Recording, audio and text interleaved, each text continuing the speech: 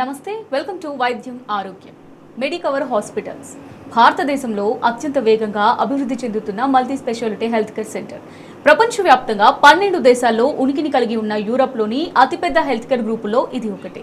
ఈరోజు మన ప్రోగ్రాంలో కిడ్నీ ప్రాబ్లమ్స్ ఎవరికి వచ్చే అవకాశం ఉంది, కిడ్నీ సమస్యలను ముందుగానే ఎలా గుర్తించాలి, డయాలసిస్ చేసుకుంటే ఏమైనా సమస్యలు వస్తాయా, ఇలాంటి విషయాలను తెలియజేసేందుకు కరీంనగర్కు చెందిన ప్రముఖ Medicover consultant, nephrologist and renal transplant physician doctor Ramachandra Thoram garu మనతో పాటు స్టూడియోలో ఉన్నారు. వారిని అడిగి మరిన్ని విషయాలు తెలుసుకుందాం. Hello doctor.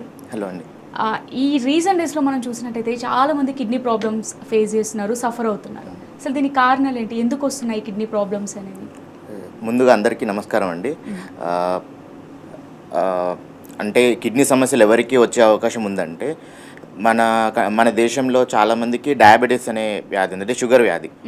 షుగర్ వ్యాధి ఉండి అది కంట్రోల్లో లేని వాళ్ళకి, అండ్ ఇంకోటి ఏంటంటే మన కంట్రీలో పర్టికులర్ మన రాష్ట్రంలో కూడా స్టోన్ బెల్ట్ అంటారు. అంటే చాలామందికి కిడ్నీలో రాళ్ళనే ఉంటున్నాయి. సో ఈ రాళ్ళ వల్ల అండ్ షుగర్ కంట్రోల్లో లేకపోవడము, అండ్ ఇంకోటి ఏంటంటే మన దగ్గర చాలామంది డాక్టర్ గారిని సంప్రదించకుండా పెయిన్ కిల్లర్స్ అనేవి వాడతారు. సో ఇవన్నిటి వల్ల కూడా అంటే కిడ్నీ సమస్యలు అనేవి ఎర్లీగా వస్తాయి. అండ్ ఇంకోటి ఏంటంటే కుటుంబంలో ఎవరికైనా కిడ్నీ సమస్యలు ఉంటే వాళ్ళ పిల్లలకు కూడా వంశపారపర్యంగా వచ్చే అవకాశం ఉంది. ఈ కిడ్నీ వ్యాధుల లక్షణాలు ఏ విధంగా ఉంటాయి? అంటే మనకి కిడ్నీ సంబంధిత ప్రాబ్లమ్స్ ఉన్నాయి అని తెలుసుకోవడానికి సిమ్టమ్స్ ఏమైనా ఉంటాయా? అంటే సిమ్టమ్స్ అంటే చాలా వరకు కిడ్నీ సమస్యలు అనేవి అంటే ముదిరిన తర్వాత, అంటే కొంచెం స్టేజ్ అనేది పెరిగిన తర్వాతనే బయటపడతాయి. అంటే సమస్యలు అనేవి వస్తాయి. ముందుగా ఎలా గుర్తించాలంటే ఎవరికైతే ఇప్పుడు చెప్పాను కదా, ఎవరికైతే రిస్క్ ఫ్యాక్టర్స్ ఉన్నాయో, అంటే షుగర్ ఉన్నవాళ్ళు, అంటే కిడ్నీలో స్టోన్స్ ఉన్నవాళ్ళు, బీపీ ఉన్నవాళ్ళు, ఎవరైతే వాళ్ళకి అంటే కీళ్ళవాతం అలాంటి జబ్బులు ఉన్న వాళ్ళు, ఎవరైతే పెయిన్ కిల్లర్స్ వాడుతున్నారో అలాంటి హిస్టరీ ఉన్న వాళ్ళు ఏంటంటే వాళ్ళు రెగ్యులర్గా చెక్ చేయించుకుంటే వాళ్ళకి ముందుగానే తెలుసుకోవచ్చు ఏ లక్షణాలు రావచ్చు. అంటే కిడ్నీ సమస్యలు ఉన్న వాళ్ళకి ఫస్ట్గా వచ్చే లక్షణం ఏంటంటే కొంచెం మూత్రంలో నురుగు అనేది వస్తుంది. అంటే కిడ్నీ సమస్యలు వచ్చిన వాళ్ళకి వాపులు వస్తాయి కదా, వాపులు వస్తే నాకు సమస్య వచ్చినట్లు అని అనుకుంటారు. కానీ వాపులు అనేవి రెండో స్టేజ్, మూడో స్టేజ్ దాటిన తర్వాతనే వస్తాయి. సో వాపులు వచ్చే వాళ్ళకి కిడ్నీ సమస్య ఆల్రెడీ ఎస్టాబ్లిష్ అయిపోతుంది. అంటే రాకముందు అంటే ఎర్లీ స్టేజ్లో ఎలా కనుక్కోవాలంటే యూరిన్లో నురుగు అనేది వస్తుంది. అండ్ ఇంకోటి ఏంటంటే యూరిన్ అనేది ఫ్రీక్వెంట్గా రావడము, నాక్టూరియా అంటారు. నాక్టూరియా అంటే నైట్ ఎక్కువసార్లు యూరిన్ వెళ్ళడం. ఇవన్నీ కూడా కిడ్నీ సమస్య ఉన్న వాళ్ళకి ఫస్ట్ వచ్చే లక్షణాలు. అంటే ఇంకా ఇవి కిడ్నీ సమస్యలు బాగా అంటే స్టేజ్ పెరిగిన కొద్దీ అది అంటే ఆయాసం రావడము, కిడ్నీ వాపులు అనేది ఎక్కువైపోయి ఫేస్ కూడా వాపు రావడము, అంటే చిన్న పని చేసినా కూడా వాళ్ళకి ఆయాసం రావడము, లంగ్స్ లోపల వాటర్ చేయడం వల్ల ఆయాసము, చిన్న పని కూడా చేయలేకపోవడము ఇలాంటి. అంటే ఇంకోటి ఏంటంటే కిడ్నీ సమస్యకి కొంచెం పర్టికులర్గా ఏంటంటే సమస్య పెరిగిన కొద్దీ ఆకలి తగ్గుతూ ఉంటుంది వాళ్ళకి, ఆకలి తగ్గుతూ ఉంటుంది. అండ్ వాళ్ళకి ఏది చూసినా తినాలనిపించదు, అంటే వామిటింగ్ సెన్సేషన్ అనేది వస్తుంది. అంటే ఫస్ట్ ఎర్లీ స్టేజ్లోనేమో యూరిన్లో నురుగు రావడము, కొంచెం పెరిగిన కొద్దీ ఏంటంటే వాళ్ళకి కాళ్ళవాపులు, ఆకలి మందగించడము, ఏదన్నా అంటే వాళ్ళకి ఇంతకుముందు ఇష్టమైన ఆహార పదార్థాలు చూసినా కూడా వాళ్ళకి వికారం రావడం, ఇలాంటివన్నీ కూడా కిడ్నీ సమస్యలు ఉన్న వాళ్ళకి వచ్చేవి. ఇవి లక్షణాలు. సమస్యలు పెరిగిన కొద్దీ వాళ్ళకి ఆయాసం రావడం, అండ్ ఇంకోటి ఏంటంటే కొంచెం దురద కూడా వస్తుంది. అంటే క్రియాటినిన్ లెవెల్స్ అనేవి పెరిగిన కొద్దీ దురద వస్తుంది. అంటే అన్ఎక్స్ప్లెయిన్డ్ ఇచ్చింగ్ కూడా కిడ్నీ సమస్యకి కారణం కావచ్చు. ఈ క్రియాటిన్ లెవెల్స్ పెరగడానికి ప్రధాన కారణాలు ఏంటంటే ఏం చెప్తారు? అంటే క్రియాటిన్ అనేది కిడ్నీ సమస్య పెరిగే కొద్దీ పెరుగుతూ ఉంటాయి. అంటే క్రియాటిన్ అనేది మన బాడీలో ఒక వేస్ట్ ప్రోడక్ట్, అంటే ఒక వ్యర్థ పదార్థం. అది మన బాడీలో డైలీ తయారవుతుంటుంది. సో అది కిడ్నీలు ఆరోగ్యవంతంగా ఉన్నన్ని రోజులు క్రియాటినిన్ లెవెల్స్ అనేవి మన బాడీ లోపల నార్మల్ రేంజ్లోనే ఉంటుంది. ఒకసారి కిడ్నీ సమస్య అనేది స్టార్ట్ అయిన తర్వాత అది స్లోగా పెరగడం అనేది స్టార్ట్ అవుతుంది. సో అంటే ఆ క్రియాటినిన్ ఒక్కటే చూడకూడదు. కిడ్నీ సమస్య ఉంటే మనం రెండు రకాలుగా చెప్తాం, కిడ్నీ డ్యామేజ్ అనేది రెండు రకాలుగా చెప్తాం. ఒకటి ఏంటంటే ప్రోటీన్లు కిడ్నీలో నుంచి లీక్ అవుతూ ఉంటే వాపులు అనేవి వస్తాయి, అది స్ట్రక్చరల్ డ్యామేజ్, అది వచ్చినా కూడా కిడ్నీ డ్యామేజ్ అయినట్లే. ఇంకోటి ఫంక్షనల్ డ్యామేజ్ ఏంటంటే ఫిల్టరేషన్ సరిగ్గా కాకపోతే పేషెంట్కి క్రియాటిన్ అనేది బ్లడ్ లెవెల్స్లో పెరుగుతుంది. సో ఫంక్షనల్గా ఎఫెక్ట్ అయినప్పుడు కిడ్నీ సైజ్ నార్మల్ ఉంటుంది, బట్ వాళ్ళకి క్రియాటిన్ పెరుగుతుంది. సో క్రియాటిన్ పెరిగితే కిడ్నీ ఫెయిల్ అవుతుంది. అండ్ యూరిన్లో ప్రోటీన్లు కనిపిస్తున్నాయి అనుకోండి, అప్పుడు కిడ్నీలో ఉండే ఫిల్టర్స్ అనేవి ఉంటాయి, వాటిలో ఉండే పోర్స్ అనేవి కొంచెం పెద్దగా అవడం వల్ల ప్రోటీన్ లెవెల్ లీక్ అయ్యి అదొక స్ట్రక్చరల్ డ్యామేజ్ ఉన్నప్పుడు వాపులు, అంటే యూరిన్లో నురుగు రావడము, ఎర్లీ మార్నింగ్ లేచినప్పుడు ఫేస్ వాపు రావడం, కాళ్ళు వాపు ఇలాంటివి వస్తాయి. క్రియాటినిన్ పెరిగినప్పుడు మాత్రము ఈ వాపులు అనేవి వెంటనే రావు. క్రియాటినిన్ పెరిగినప్పుడు ఏమవుతుందంటే నాన్ స్పెసిఫిక్గా వాళ్ళకి అలసట వచ్చినట్లు ఉంటుంది, తర్వాత ఆకలి మందగిస్తుంది, వాళ్ళకి ఇష్టమైన చూసినా కూడా ఆకలి ఏదో అంటే వామిటింగ్ సెన్సేషన్ అనేది వస్తుంది. సో ఈ అంటే రెండు రకాలుగా చెప్పొచ్చు. కిడ్నీ ప్రాబ్లమ్స్లో ప్రోటీన్ లీక్ అయితే ఒకలాగా ఉంటుంది పేషెంట్స్కి లక్షణాలు, క్రియాటినిన్ పెరుగుతూ ఉంటే కిడ్నీ అంటే ఫిల్టర్ల సమస్య వచ్చినప్పుడు ఫిల్టరేషన్ సరిగా అవ్వకపోతే ఒకలాగా లక్షణాలు ఉంటాయి. ఈ కిడ్నీ వ్యాధిగ్రస్తులు అసలు ఎలాంటి జాగ్రత్తలు తీసుకోవాలంటే ఏం చెప్తారు? అంటే ఇప్పుడు ఆల్రెడీ వచ్చిన తర్వాత మనం లక్షణాలు గుర్తించిన తర్వాత వాళ్ళు ఏం చేయాలి అంటే, నాకు కిడ్నీ సమస్య ఉందా లేదా చెక్ చేసుకోవాలంటే వాళ్ళు లక్షణాలు చూసుకోవాలి. ఒకవేళ వాళ్ళకి వాపులు, యూరిన్లో నురుగు లాంటివి వచ్చిందంటే వెంటనే డాక్టర్ గారిని సంప్రదించి కంప్లీట్ యూరిన్ ఎగ్జామినేషన్, యూరిన్లో ఏంటంటే యూరిన్ బెస్ట్ అండి. అంటే కిడ్నీ సమస్య ఉందా లేదా ఫస్ట్ తెలుసుకోవాలంటే యూరిన్ ఎగ్జామినేషన్ చేయించుకోవాలి. యూరిన్ ఎగ్జామినేషన్ చేస్తే ప్రోటీన్ ఏమైనా లీక్ అవుతుందా, ఆ ప్రోటీన్తో పాటు రక్త కణాలు అని తెల్ల రక్త కణాలు ఏమైనా లీక్ అవుతున్నాయా అండ్ ఇవి దీంతో తెలిసిపోతుంది. ఇంకేంటంటే బ్లడ్ టెస్ట్లలో సీరం క్రియాటినిన్, యూరియా ఇవన్నీ చెక్ చేయాలి అండ్ ఎలక్ట్రోలైట్స్ కూడా. క్రియాటిన్ అనేది కిడ్నీ ప్రాబ్లం కొంచెం ఎస్టాబ్లిష్ అయిన తర్వాతనే పెరుగుతుంది క్రియాటిన్ అనేది. సో ఎర్లీ స్టేజ్లో పెరగదు.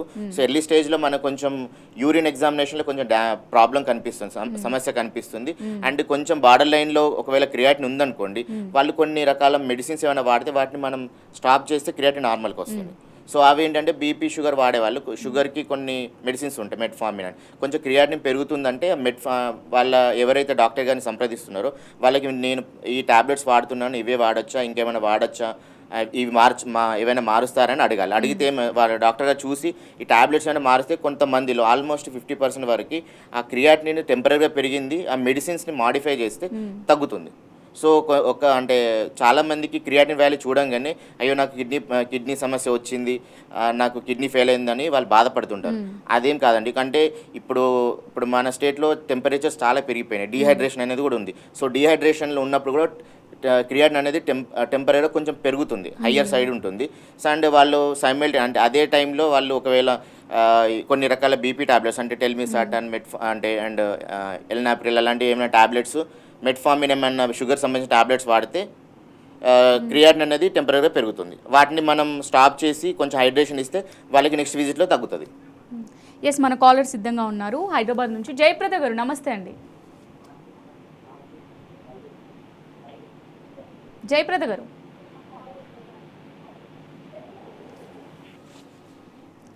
Yes sir. డాక్టర్ గారు, ఈ కిడ్నీ సమస్యలతో బాధపడేవారు ఆహారం అంటే ఎలాంటి ఫుడ్ హ్యాబిట్స్ అనేది అలవాటు చేసుకోవాలి, ఆహార నియమాల గురించి చెప్పండి. యాక్చువల్లీ ఇది మంచి క్వశ్చన్ అండి. చాలామంది ఏంటంటే కిడ్నీ సమస్య ఉన్న వాళ్ళు అన్ని మెడిసిన్స్ తోటే తగ్గుతుంది అని అనుకుంటారు. బట్ ఏంటంటే కిడ్నీ సమస్యలు అనేవి ఆ ప్రాబ్లం పెరగకుండా ఉండాలంటే మన డైట్ అనేది చాలా ఇంపార్టెంట్ అండి. అంటే మనం తీసుకునే వాటర్తో పాటు మనం డైలీ ఎంత వాటర్ తీసుకోవాలి, మనం ఏ ఫుడ్స్ అవాయిడ్ చేయాలనేది పాటిస్తే చాలా వరకు క్రియాటినిన్ అనేది కంట్రోల్లో ఉంటుంది.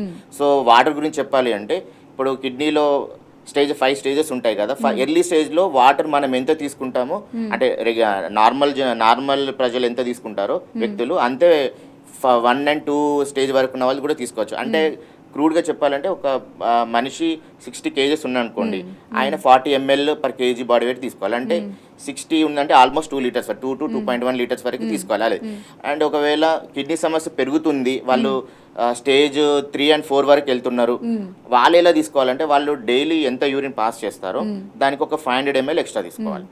సో ఇది రా మెథడ్. అండ్ ఇంకోటి పర్టికులర్ ఫుడ్స్ గురించి అంటే మెయిన్గా ఏంటంటే కిడ్నీ సమస్యను పెంచేవి ఏంటంటే సాల్ట్లో ఉండే సోడియం కంటెంట్. సో సోడియం కంటెంట్ని చాలా రెస్ట్రిక్ట్ చేసుకోవాలి.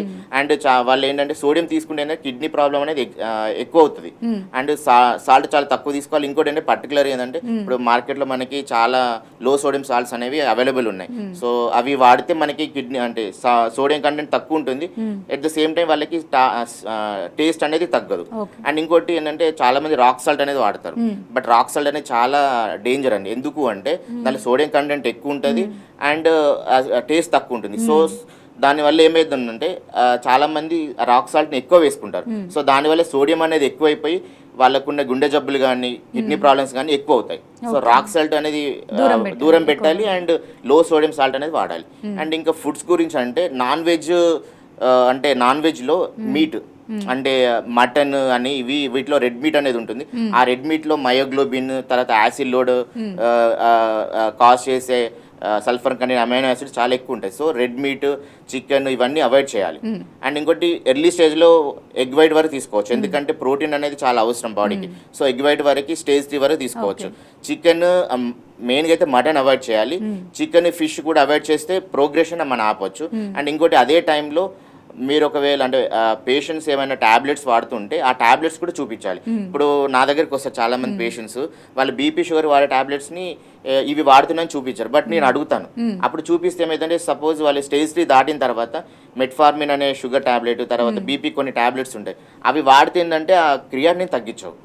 సో అలాంటి టాబ్లెట్స్ ఉంటే ఇవి వాడచ్చా లేదని డాక్టర్ గారని అడిగితే చాలా మంచిది. ఇంకోటి సాల్ట్, నాన్ వెజ్ అవాయిడ్ చేయాలి. అండ్ ఇంకోటి పెయిన్ కిల్లర్స్ కూడా ఇష్టారైతేనే వాడకూడదు. ఇప్పుడు చాలా మంది ఏమనుకుంటారు, నేను పెయిన్ కిల్లర్స్ ఇయర్స్ వాడితేనే నాకు కిడ్నీ ప్రాబ్లం వస్తుంది, లేకపోతే రాదు, ఒక టాబ్లెట్ వేసుకున్నా ఏం కాదనుకుంటారు. బట్ ఏంటంటే పెయిన్ కిల్లర్స్ 2 రకాలుగా డ్యామేజ్ చేస్తాయి. ఒకటి ఏంటంటే ఇడియోసింక్రాటిక్ రియాక్షన్, ఏంటంటే అది డోస్తో సంబంధం ఉండదు. మనం ఒక టాబ్లెట్స్ వేసుకున్నా కూడా వాళ్ళ బాడీ ఒక టాబ్లెట్ కూడా వాళ్ళు టాలరేట్ చేయలేదు. వెంటనే క్రియాటిన్ నా దగ్గరికి 16, 18 క్రియాటిన్ అంత పెరిగిన వాళ్ళు కూడా వచ్చారు. సో అది చాలా డేంజర్. అంటే ఒకవేళ మనకి నిజంగా పెయిన్ కిల్లర్ వాడే సమస్య ఉంది, హెడేక్ కానీ బాడీ పెయిన్స్ ఉన్నాయంటే డాక్టర్ గారిని సంప్రదించి వేసుకోవాలి. సింపుల్గా అంటే పారాసిటమాల్ వేసుకుంటే సరిపోతుంది. ఎసిక్లోఫెనాక్, డైక్లోఫెనాక్ అని మార్కెట్లో ఓవరాన్ అని దొరుకుతాయి. అలాంటివి వాడితే ఇప్పుడు పర్టికులర్ సమ్మర్లో కిడ్నీ సమస్యని చాలా పెంచుతాయి అవి. సో ఒక టాబ్లెట్ కూడా వేసుకోకూడదు. ఎస్, మన కాలర్ సిద్ధంగా ఉన్నారు సిద్దిపేట నుంచి. గిరిబాబు గారు నమస్తే అండి. గిరిబాబు గారు. ఎస్ డాక్టర్ గారు, ఈ కిడ్నీ సమస్యలతో బాధపడే వాళ్ళకు ట్రీట్మెంట్ ఆప్షన్స్ ఏంటి? ట్రీట్మెంట్ ఆప్షన్స్ అంటే ఎర్లీ స్టేజ్లో ఉన్నాయనుకోండి, కొంచెం లైఫ్ స్టైల్ మాడిఫికేషన్, అంటే నా దగ్గరికి వచ్చే patient compulsory suggest first diet నుంచే స్టార్ట్ చేస్తాను. వాళ్ళకి డైట్లో ఇప్పుడు ఇందాక చెప్పినన్ని ఫాలో అవ్వాలి, మెడిసిన్స్ని కొంచెం మాడిఫై చేసుకోవాలి. ఇంకా ఎర్లీ స్టేజ్లో ఏంటంటే కొంచెం క్రియాటిన్ పెరగకుండా కొన్ని రకాల మెడిసిన్స్ ఉంటాయి, అవి వాడుతూ ఉండాలి. అండ్ వాళ్ళు హెల్దీ లైఫ్ స్టైల్ని కూడా వాళ్ళు ప్రాక్టీస్ చేస్తూ ఉండాలి. లేట్ స్టేజ్కి వెళ్ళిన కొద్ది ఏమవుతుందంటే వాళ్ళకి అంటే మనం ఎంత జాగ్రత్తలు తీసుకున్నా, ఎంత ఫుడ్లో కూడా జాగ్రత్తలు తీసుకున్నా కూడా, మెడిసిన్స్ వాడినా కూడా క్రియాటిన్ పెరుగుతుంది అంటే వాళ్ళకి కొన్ని వార్నింగ్ సైన్స్ అనేవి ఉంటాయి. అంటే దురద రావడం. ఓకే గిరిబాబు గారు మాట్లాడండి డాక్టర్తో. చెప్పండి. హలో సార్, నమస్తే సార్. నమస్తే, చెప్పండి సార్. అది మా చిన్న సార్ ఒక దమ్ము లాంటిది స్టార్ట్ అయింది సార్.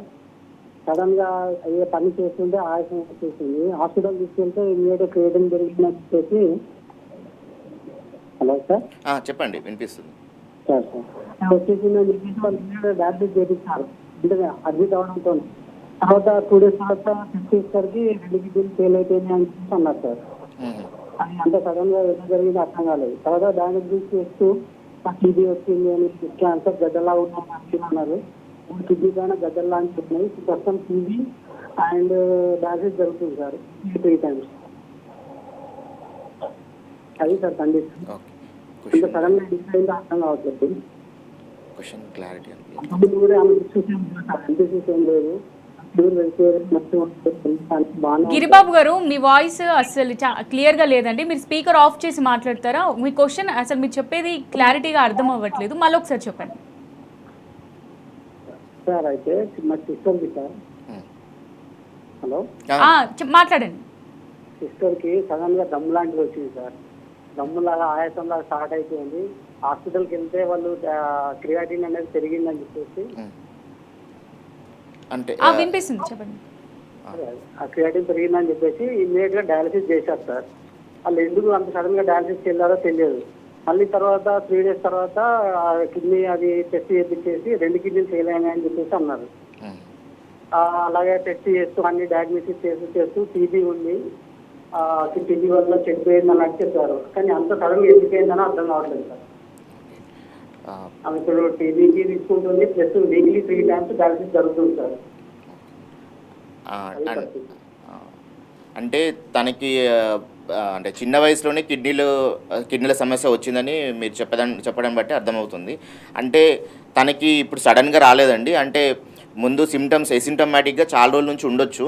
బట్ ఏంటంటే ఏదైనా ఫీవర్ వచ్చినప్పుడు అంతకుముందు అంటే ఏదైనా ఫీవర్ కానీ లేకపోతే సడన్గా అంటే ఏమైనా పెయిన్ కిల్లర్స్ అది వేసుకున్నప్పుడు ఆల్రెడీ ఉన్న అంటే ఎర్లీగా అంటే ఆల్రెడీ కొంచెం ఉన్న కిడ్నీ ప్రాబ్లం అనేది ఫ్లేరప్ అయిపోయి సడన్గా ఆ యూరిన్ స్టాప్ అవ్వడం, దమ్ము రావడము, లంగ్స్లోకి వాటర్ వెళ్ళడం ఇవన్నీ జరుగుంటాయి. అంటే క్రియాటినిన్ లెవెల్ని బట్టి మనం ఒకవేళ ఎక్కువ ఉంది అంటే వాళ్ళకి హార్ట్ అనేది వీక్ అయ్యే ఛాన్స్ ఉంటుంది అండ్ ఫిట్స్ వచ్చే డేంజర్ ఉంటాయి. సో అందుకని మీకు అక్కడ డాక్టర్ గారు డయాలసిస్ చేయించుకోమని చెప్పొచ్చు. ఒకవేళ స్కాన్స్లో కిడ్నీస్ ఏమైనా స్మాల్ అయిపోయినాయి అంటే మన పేషెంట్స్కి అంటే డయాలిసిస్ నుంచి రికవర్ అవ్వడం అనేది కుదరదండి.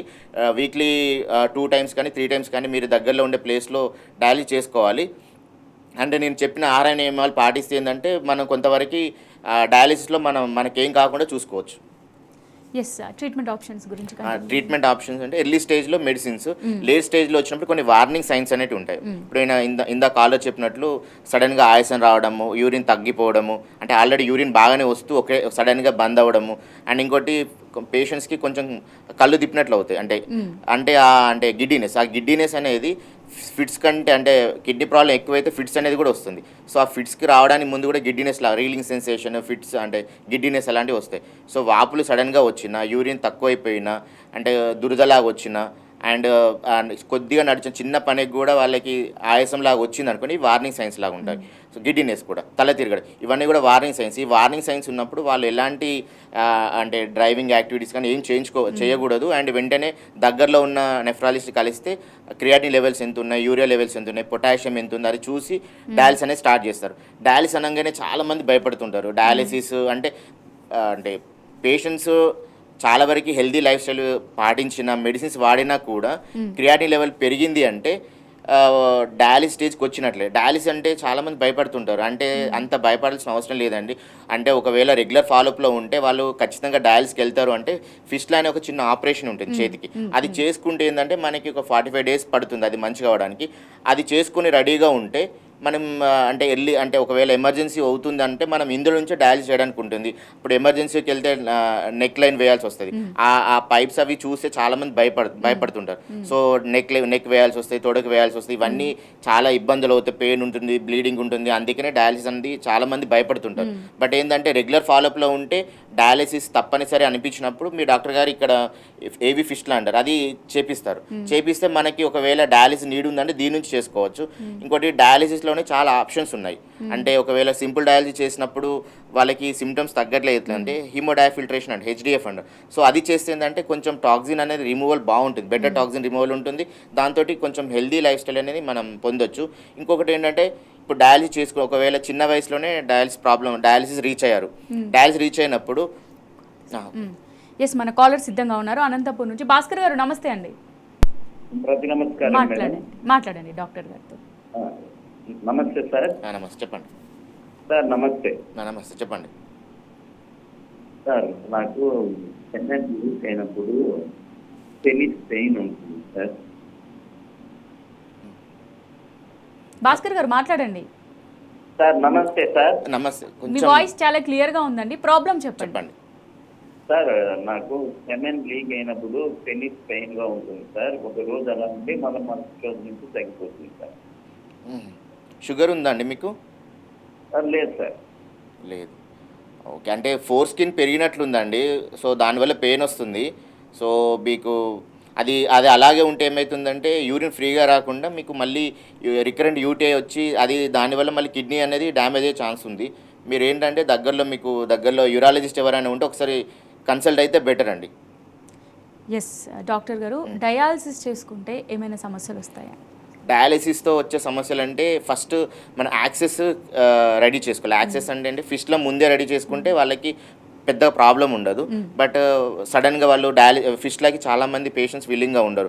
ఫిస్ట్లో చేస్తే డయాలిసిస్ చేసుకోవాలి అని వాళ్ళు అనుకుంటారు. బట్ ఫిస్ట్లో చేసుకోవడం వల్ల 100% డయాలిసిస్ చేసుకోవాలనేది ఏం లేదు. ఫ్యూచర్లో ఒకవేళ కిడ్నీ డ్యామేజ్ అయింది అంటే మనం దీని నుంచి చాలా తేలికగా ఎలాంటి ఇబ్బంది లేకుండా దీని నుంచి డయాలిసిస్ చేసుకోవడానికి ఉంటుంది.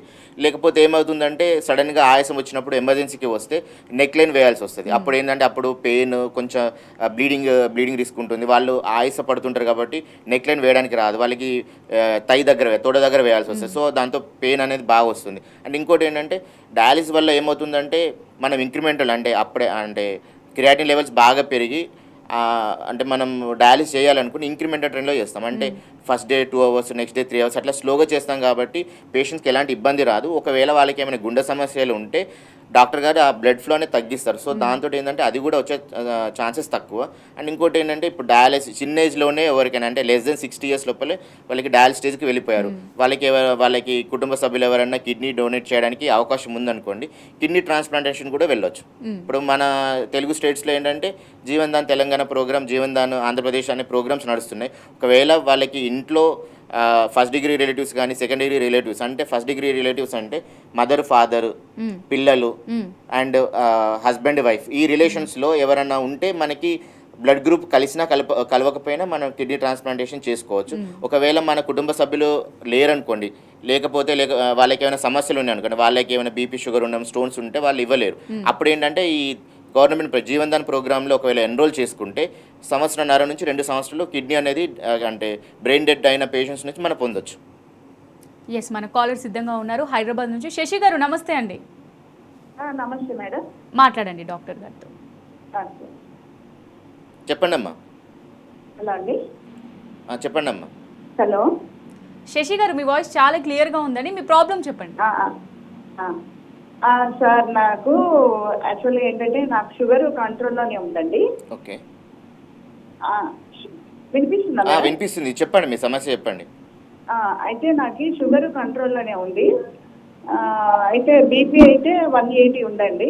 Okay, hello. ఓకే ఓకే, చెప్పండి, వినిపిస్తుంది. నేను టీవీ మ్యూట్ లో పెట్టిన, అందుకని నాకు వినిపించట్లేదు అట్లా. ఓకే, మీ వాయిస్ చాలా క్లియర్ ఉంది, చెప్పండి. అయితే బీపీ అయితే 180 ఉంది. నాకు కొంచెం నరాల ప్రాబ్లం వల్ల వట్టిగోది టాబ్లెట్ వాడుతున్నానండి. ఓకే, హలో, వినిపిస్తుందమ్మా, చెప్పండి. ఓకే ఓకే, వినిపిస్తుందండి. నాకు వట్టిగో టాబ్లెట్స్ వాడుతున్నానండి. తర్వాత ఈ నరాల ప్రాబ్లం వల్ల ప్రెగ్నెన్సీ టాబ్లెట్ కూడా వాడుతున్నానండి. నాకు ఫ్యూచర్ కిడ్నీ ప్రాబ్లం ఏమైనా వచ్చే ఇది ఉందండి? అంటే షుగర్ బీపీ ఉన్న వాళ్ళకి అందరికీ రాదమ్మా. ఏంటంటే అది ఇట్ డిపెండ్స్ ఆన్ అంటే మీరు ఎంత కంట్రోల్గా ఉంచుకుంటున్నారు అనేది. ఇప్పుడు షుగర్ అనేది 20 years అయినా కూడా, 20 years నుంచి ఉన్నా కూడా దాన్ని కంట్రోల్లో ఉంచుకొని మంచి డైట్ పాటిస్తే క్రియాటినిన్ అనేది ఆఫ్టర్ 15 years 20 years తర్వాత కూడా 1.2 1.3 కంటే పెరగదండి. ప్రోటీన్స్ కూడా చాలా తక్కువ పోతాయి. అండ్ ఇంకోటి, మీరు బీపీ కంట్రోల్లో లేదంటున్నారు. సో ఎవరికైనా బీపీ ఉన్న వాళ్ళు సడన్గా కంట్రోల్లో లేదు అంటే వాళ్ళకి కిడ్నీ సమస్య వచ్చిందేమోనని ఒక అనుమానం అయితే ఉంటుంది. అది ఎలా తెలుసుకోవాలి అంటే మీరు దగ్గరలో ఉన్న నెఫ్రాలజిస్ట్ కలవండి ఒకసారి. వాళ్ళు ultrasound abdomen, serum creatinine, urine test చేసి ఒకవేళ కిడ్నీ సమస్య ఏమన్నా ఉంది అని ఉంటే వాళ్ళు మీకు బెటర్ ట్రీట్మెంట్ ఇస్తారు. బీపీ అయితే కంపల్సరీ కంట్రోల్లో పెట్టుకోవాలి. బీపీ షుగర్ని అంటే ఎక్కడైనా మన కంట్రీలో అయినా వరల్డ్ వైడే కానీ కామనెస్ట్ కాజ్ ఫర్ సీకేడ్ ఏంటంటే డయాబెటీసే. సో షుగర్ని కంట్రోల్లో పెట్టుకొని బీపీని కూడా కంట్రోల్లో పెట్టుకుంటే కిడ్నీ సమస్య వచ్చే ఛాన్స్ అనేది చాలా తక్కువగా ఉంటుంది. అండ్ ఇంకొక విషయం కూడా చెప్పదలుచుకున్నాను. ఇప్పుడు చాలామందికి యంగ్ హైపర్టెన్సివ్ అంటే 45 years లోపల ఎవరికైనా బీపీ వచ్చిందనుకోండి, అంటే వాళ్ళు ఏమనుకుంటారంటే టెన్షన్ వల్ల వచ్చింది అనుకుంటారు. బట్ ఏంటంటే చిన్న వయసు వాళ్ళకి బీపీ వచ్చిందనుకోండి, కిడ్నీ సమస్య అయ్యి ఉండే ఛాన్సే చాలా ఎక్కువ. ఎందుకంటే మన శరీరంలో కిడ్నీ అనేది బీపీని కంట్రోల్ చేస్తుంది. కిడ్నీలో ఫిల్టర్స్ అనేవి ఉంటాయి. ఆ ఫిల్టర్స్ అనేవి మన బాడీలో ఉన్న ప్రెజర్స్ని బట్టి అవి స్పందిస్తుంటాయి. సో వాటిలో రెస్పాన్స్ లేదు అంటే బీపీ అనేది చాలా షూటప్ అయిపోతుంది. ఒక చిన్న వయసు వాళ్ళకి ఎవరికైనా బీపీ సడన్గా వచ్చింది, చాలా ఎక్కువ ఉందంటే వాళ్ళకి కిడ్నీ సమస్య అయ్యే ఛాన్సే 90% ఉంది. సో దాన్ని నెగ్లెక్ట్ చేయొద్దు. చాలామంది డైరెక్ట్ బీపీ టాబ్లెట్ వాడేస్తుంటారు. సో కిడ్నీ సమస్య ఉందా లేదా చెక్ చేసుకోకుండా బీపీ టాబ్లెట్ వాడతారు. సో దాంతో ఏమవుతుందంటే వాళ్ళకి సడన్గా బీపీ వచ్చినప్పుడు వాళ్ళు ఒకవేళ బీపీ టాబ్లెట్ కంటిన్యూ చేస్తూ కిడ్నీ సమస్య ఉందా లేదా చెక్ చేసుకోకపోతే ఏమవుతుందంటే ఒక 2-3 months తర్వాత వాళ్ళకి కాళ్ళ వాపులు అనేవి వచ్చి వామిటింగ్స్ అవి వచ్చి అప్పుడు చెక్ చేసుకుంటారు. సో అప్పుడు ఏమవుతుందంటే లేట్ స్టేజ్లో కనుక్కోవడం జరుగుతుంది. సో ఎవరైనా యంగ్ హైపర్టెన్సివ్స్ ఉన్నారంటే కిడ్నీ సమస్య ఉందా లేదా చెక్ చేసుకోవడం ఉత్తమం. ఎస్, కిడ్నీ ట్రాన్స్ప్లాంటేషన్ ఎవరు చేయించుకుంటే మంచిది, ఎవరు చేయించుకోవాలి? ఇప్పుడు అంటే కిడ్నీ ట్రాన్స్ప్లాంట్ చేసుకోవాలి అంటే దానికి ఫస్ట్ ఏంటంటే ఏజ్ అనేది 60 years లోపల ఉండి వాళ్ళకి ఒకవేళ ఈ కుటుంబ సభ్యులు ఎవరైనా రెడీగా ఉండి ఇవ్వడానికి రెడీగా ఉన్నారంటే చేసుకోవడం మంచిది. ఇంకోటి ఏంటంటే ఎందుకు చేయించుకోవాలి అంటే ఇప్పుడు మన దగ్గర అంటే మన దేశంలో అయినా యూఎస్లో అంటే బాగా అడ్వాన్స్డ్ డెవలప్ అయిన యూఎస్లో అయినా కిడ్నీ ట్రాన్స్ప్లాంట్తో సర్వైవల్ ఛాన్సెస్ చాలా ఈక్వల్గా ఉన్నాయి. మన కంట్రీలో ఎంత ఉందో యూఎస్లో కూడా అంతే ఉంది. సో బెటర్ అంటే సీకేడీ పేషెంట్స్, అందులో డయాలసిస్ చేసుకున్న వాళ్ళు ఆరోగ్యంగా ఉండాలంటే ట్రాన్స్ప్లాంట్ అనేది ఫస్ట్ బెస్ట్ ఆప్షన్. సో దాని తర్వాత ఒకవేళ వాళ్ళు చేసుకోలేరు, ఈ కుటుంబ సభ్యులు ఎవరు లేరు అంటే అప్పుడు డయాలసిస్ కంటిన్యూ చేసుకోవాలి. చేసుకోవడం అంటే కిడ్నీ ట్రాన్స్ప్లాంట్కి చేసుకోవడం వల్ల ఏంటంటే బెనిఫిట్స్ ఏంటంటే వాళ్ళకి ఒకవేళ కుటుంబ సభ్యులు ఉన్నారనుకోండి కిడ్నీ డొనేట్ చేయడానికి, వాళ్ళు ఒకవేళ ట్రాన్స్ప్లాంట్ అయిన తర్వాత 2-3 డేస్లోనే వాళ్ళ క్రియాటిన్ నార్మల్ అయిపోతుంది. అండ్ ఇంకోటి ఏంటంటే వాళ్ళు ఒక 2-3 ఇయర్స్ కొంచెం అంటే వాళ్ళు కొన్ని జాగ్రత్తలు పాటించి మెడిసిన్స్ రెగ్యులర్గా వాడితే నార్మల్ లైఫ్ లీడ్ చేయొచ్చు. వాళ్ళ ఫ్యామిలీ కూడా అంటే వాళ్ళ లైఫ్ని హెల్దీ లైఫ్ స్టైల్ని లీడ్ చేయొచ్చు. చాలామంది పేషెంట్స్ ఉన్నారు ఇప్పుడు కిడ్నీ ట్రాన్స్ప్లాంట్ చేసుకుంటే బయట అంటే అంటే చాలా సమస్యలు వస్తాయి. అంటే చాలా విఐపీస్ కూడా చేసుకున్న వాళ్ళు చాలా హెల్దీ లైఫ్ స్టైల్ లీడ్ చేస్తున్నారు. సో భయపడాల్సిన అవసరం లేదు. ఇంకోటి ఏంటంటే ఒకవేళ అంటే సేమ్ బ్లడ్ గ్రూప్ ఉంటేనే చేసుకోవాలి లేకపోతే చేసుకోవద్దు అనేది ఇంతకుముందు ఒక అపోహ ఉండేది. బట్ ఇప్పుడు ఏంటంటే వేరే బ్లడ్ గ్రూప్ ఉన్నా కూడా చేసుకోవచ్చు. ఏబీ ఇంకంపాటబుల్ అంటారు. ఆ రకం అంటే బ్లడ్ గ్రూప్స్ డిఫరెంట్ అయినా కూడా మన కుటుంబ సభ్యులు ఉన్నప్పుడు చేసుకోవచ్చు. కొన్ని ఎక్స్ట్రా మెడిసిన్స్ వాడితే దాదాపు ఈక్వల్గానే ఉంటుంది. అంటే బ్లడ్ గ్రూప్ సెట్ అయినా సెట్ కాకపోయినా సెట్ అయిన వాళ్ళకి ఎంతైతే సక్సెస్ రేట్ ఉంటుందో సెట్ కాని వాళ్ళకి కూడా సక్సెస్ రేట్ దాదాపు అంతే ఉంటుంది. భయపడాల్సిన అవసరం లేదు. ఎస్, యూరిక్ యాసిడ్ సమస్య వచ్చిన వాళ్ళు ఎలాంటి జాగ్రత్తలు తీసుకుంటే మంచిది? ఇప్పుడు యూరిక్ యాసిడ్ అంటే చాలామంది ఏమనుకుంటారంటే యూరిక్ యాసిడ్ మనం నాన్ వెజ్ తినడం అంటే ప్రోటీన్స్ అంటే పప్పులు అవి పల్సెస్ ఎక్కువ తినడం వల్లే ప్రొడ్యూస్ అవుతుంది అంటారు. బట్ ఏంటంటే మన శరీరంలో వేస్ట్ ప్రోడక్ట్ లాగా అది ఒక అంటే బాడీ లోపల 100% యూరిక్ యాసిడ్ ఉందనుకోండి, దాంట్లో 70% మన బాడీ లోపలే తయారవుతుంది. ఓన్లీ బయట నుంచి ఓన్లీ 30% మాత్రమే మన తినే ఆహారం వల్ల వస్తుంది. సో ఫస్ట్ యూరిక్ యాసిడ్ ఒకవేళ వచ్చిందంటే దాన్ని ఎలా గుర్తించాలి అంటే జాయింట్స్లో చాలా నాన్ స్పెసిఫిక్గా పెయిన్ వస్తూ ఉంటుంది. అండ్ ఇంకోటి ఏంటంటే అంటే మజిల్ పెయిన్ కూడా వస్తుంది. అండ్ ఇంకో గౌట్ అనేది ఉంటుంది కండిషన్. సో గౌట్ ఏంటంటే అది సివియర్ కండిషన్. అది దాంట్లో ఏమవుతుందంటే ఈ వేళ్ళలో చాలా అంటే మెయిన్గా అంటే కాలి బొటన వేళ్ళలో యూరిక్ యాసిడ్ క్రిస్టల్స్ డిపాజిట్ అయ్యి చాలా పెయిన్ వస్తుంది, భరించలేని పెయిన్ వస్తుంది. సో అట్లా వచ్చిందంటే 100% మ్యాక్సిమం మోనోఆర్థరైటిస్. ఆ మోనోఆర్థరైటిస్ అంటే ఓన్లీ సింగిల్ జాయింట్ అనేది బాగా ఇన్వాల్వ్ అవుతుంది. అప్పుడు ఏంటంటే యూరిక్ యాసిడ్ వల్లనే వచ్చిందని మనం అనుకోవాలి. సో యూరిక్ యాసిడ్ వచ్చింది మనకు ఉంది అంటే ఎలాంటి జాగ్రత్తలు తీసుకోవాలంటే ఇప్పుడు మన బాడీ లోపలనే ఆల్మోస్ట్ 70% తయారవుతూ ఉంటుంది. సో దాన్ని బయటికి పంపించాలి అంటే మనం హైడ్రేట్ అంటే బాగా వాటర్ తాగాలి. యూరిక్ యాసిడ్ సమస్య ఉన్న వాళ్ళు నేను సజెస్ట్ చేసేదంటే 3.5 నుంచి 4.5 లీటర్స్ వరకు డైలీ తాగాలి. ఎక్కువ వాటర్ తాగడం వల్ల యూరిక్ యాసిడ్ అనేది యూరిన్లో వెళ్ళిపోతూ ఉంటుంది. సో డిపాజిషన్ అనేది తగ్గిపోతుంది. అండ్ ఇంకోటి అంటే వాటర్ బాగా తీసుకున్నాము అయినా కూడా ఇంకా అంటే ఆహార నియమాలు ఏం పాటించాలి అంటే యూజువల్గా యూరిక్ యాసిడ్ అనేది అనిమల్ ప్రోటీన్ నుంచి బాగా వస్తుంది. ప్యూరిన్ రిచ్ డైట్లో వస్తుంది. ప్యూరిన్ రిచ్ డైట్ అంటే అనిమల్స్లో అంటే మటన్, చికెన్, సీ ఫుడ్ వాటిలో ఎక్కువ వస్తుంది. అండ్ ఇంకోటి ఏంటంటే ఆల్కహాల్ తీసుకుంటే కూడా పర్టికులర్ బీర్స్ ఇవి తీసుకుంటే ఫ్లేరప్స్ అనేవి ఎక్కువ అవుతాయి. వీటికి దూరంగా ఉండాలి. అండ్ ఇంకోటి ఏంటంటే చాలామంది డౌట్ ఏంటంటే పప్పులు తినొచ్చా అని అడుగుతారు. పప్పులు తినొచ్చా అంటే దాంట్లో ఏంటంటే ఏ రకమైన పల్సెస్లో అయినా ప్యూరిన్ ఎన్ని గ్రాములు ఉన్నదాన్ని బట్టి చెప్తారు. లో ప్యూరిన్ పల్సెస్ అని ఉంటాయి. సో పల్సెస్ అంటే ఇప్పుడు సీకేడీ ఉంటుంది, వాళ్ళకి చాలా ప్రాబ్లమ్స్ ఉంటాయి. ప్రోటీన్ అని తక్కువ తీసుకోవాలి. బట్ అంటే ప్రోటీన్ అనిమల్ ప్రోటీన్ తీసుకోలేరు. ప్లాంట్ ప్రోటీన్ కూడా తీసుకోకపోతే మజిల్ వేస్టింగ్ అంటే మజిల్ వీక్ అయ్యి చాలా వీక్ అవుతూ ఉంటారు. సో అలాంటి వాళ్ళకి ఏంటంటే లో ప్యూరిన్ ఉండే పల్సెస్ ఏంటంటే మూంగ్ దాల్, పెసరపప్పు అనేది బెస్ట్ అండి. అంటే పెసరపప్పుతో కొంచెం అంటే గౌట్ ఫ్లేర్స్ కానీ హైపర్ యూరిసీమియా, యూరిక్ యాసిడ్ పెరగడం అనేది తక్కువ ఉంటుంది. మరి వేటికి దూరంగా ఉండాలి అంటే రాజ్మా కానీ చిక్ పీస్ అంటే ఈ చనా ఉంటుంది కదా, వీటిలలో యూరిక్ యాసిడ్ అని చాలా ఎక్కువ, వీటిని కంప్లీట్గా అవాయిడ్ చేయాలి. కిడ్నీ ప్రాబ్లమ్స్ ఎవరికి వస్తాయి, ఎందుకు వస్తాయి, ఎలాంటి నియమాలు పాటించాలి, ప్రతిదీ కూడా చాలా చక్కగా వివరించారు. Thank you doctor. Thank you అండి. రైట్, ఇక ఇది వాళ్ళ వైద్యం ఆరోగ్యం. నమస్తే.